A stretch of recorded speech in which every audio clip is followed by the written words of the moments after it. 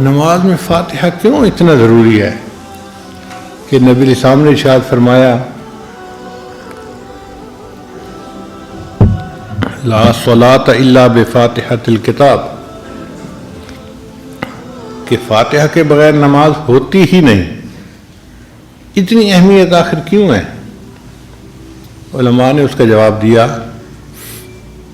کہ اللہ تعالیٰ نے جو کچھ ساری آسمانی کتابوں میں اتارا اس کا خلاصہ اللہ نے قرآن مجید میں اتار دیا، اور جو اللہ نے پورے قرآن پاک میں اتارا اس کا خلاصہ اللہ نے سورہ بقرہ میں اتار دیا، اور جو کچھ اللہ نے سورہ بقرہ میں اتارا اس کو اللہ نے سورہ فاتحہ میں اتار دیا۔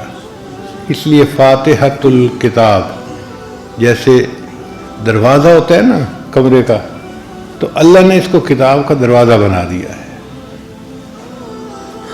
نچوڑ آ گیا تمام آسمانی تعلیمات کا، اس لیے اللہ تعالیٰ نے اس کو نماز کی حرکت میں پڑھنے کا حکم دیا۔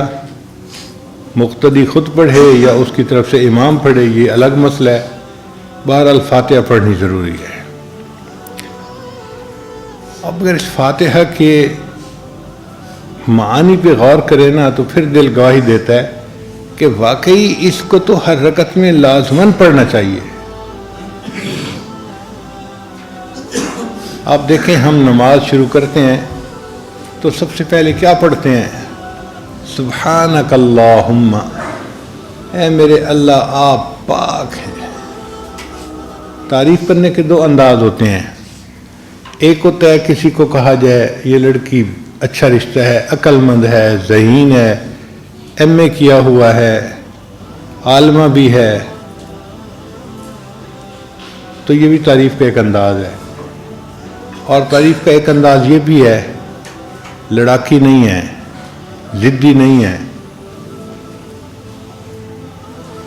ہٹ دھرمی اس میں نہیں ہے، بد اخلاق نہیں ہے۔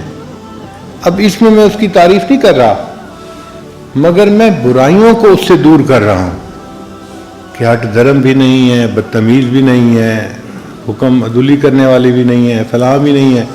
یہ بھی تعریف کا ایک انداز ہوتا ہے۔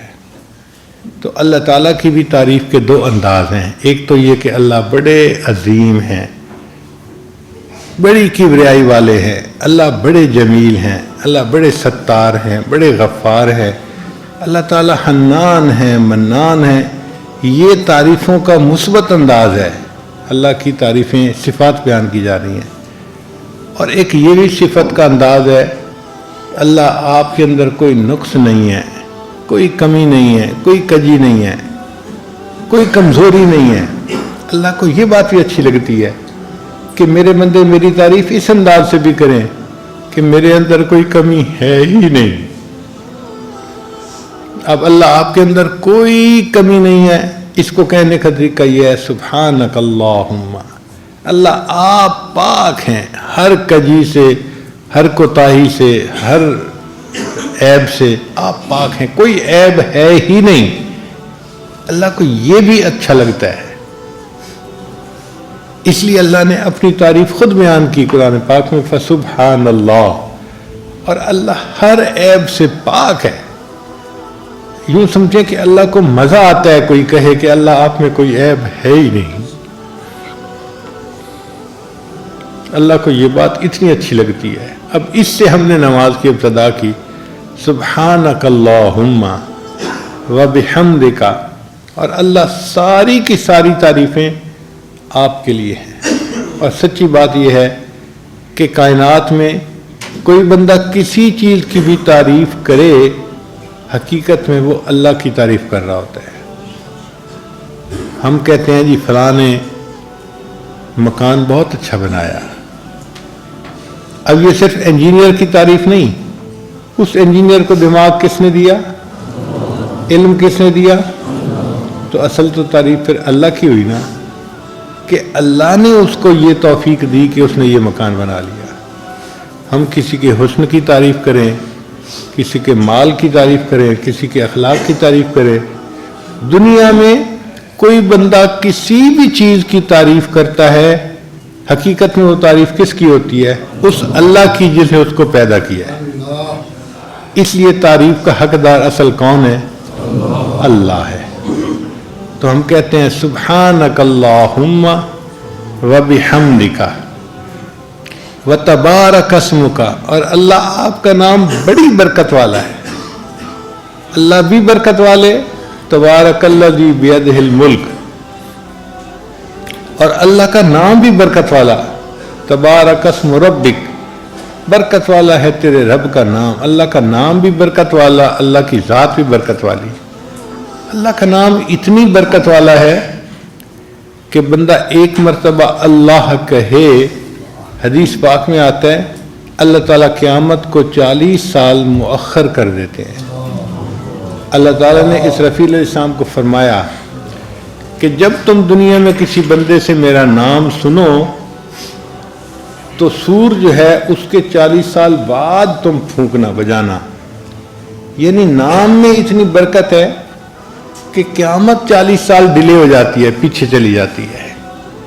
علماء نے لکھا، اے دوست، اگر اس نام میں اتنی برکت ہے کہ قیامت جیسی مصیبت کو بھی یہ 40 سال ٹال دیتا ہے، تم اس نام کو بار بار اپنی زندگی میں لوگے، اللہ تمہاری دنیا کی چھوٹی موٹی پریشانیوں کو کیوں نہیں ٹالیں گے؟ یہ نام بڑا برکت والا ہے، ہم اس کی برکتوں سے ابھی واقف نہیں ہیں۔ اس لیے اسم جو ہے نا، لفظ، اس کے معنی مفسرین نے 2 لکھے ہیں۔ ایک تو ہے اس کا معنی نام، بسم اللہ، اللہ کے نام کے ساتھ، اور ایک اس کا معنی ہے برکت۔ مجھے یاد ہے ہماری دادی نانی جو تھی نا، بڑی بوڑھیاں، اٹھتے بیٹھتے اللہ دی برکت نال، اللہ دی برکت نال، اللہ دی برکت نال، وہی الفاظ کہتی تھیں۔ اس وقت ہم نہیں سمجھتے تھے، بچے تھے، ہمیں کیا پتا تھا۔ اصل میں وہ بسم اللہ کہہ رہی ہوتی تھی کہ اللہ دی برکت نال۔ تو ہم بھی جب کہتے ہیں نا وتبارک اسم ربک، اور اللہ برکت والا ہے تیرا نام، تو واقعی اللہ کے نام میں بہت برکتیں ہیں۔ وتعالی جدک، اور اللہ آپ کی بزرگی بہت بڑی اور بلند ہے۔ ولا الہ غیرک، اور اللہ آپ کے سوا تو کوئی محبوب ہے ہی نہیں۔ اگر محبت کے قابل ہیں تو فقط آپ ہیں، آپ کے سوا تو یہ محبت کسی کو سجتی نہیں ہے۔ آپ بغیر کسی شرکت کے محبوب حقیقی ہیں۔ اب آپ بتائیے، چھوٹا سا فکرہ ہے لیکن نماز کی ابتدا ہم نے کتنی محبت کے ساتھ کی۔ اگر اس کے معنی کا پتہ ہو اور بندے کو استحضار ہو معنی، ان الفاظ کو پڑھتے ہوئے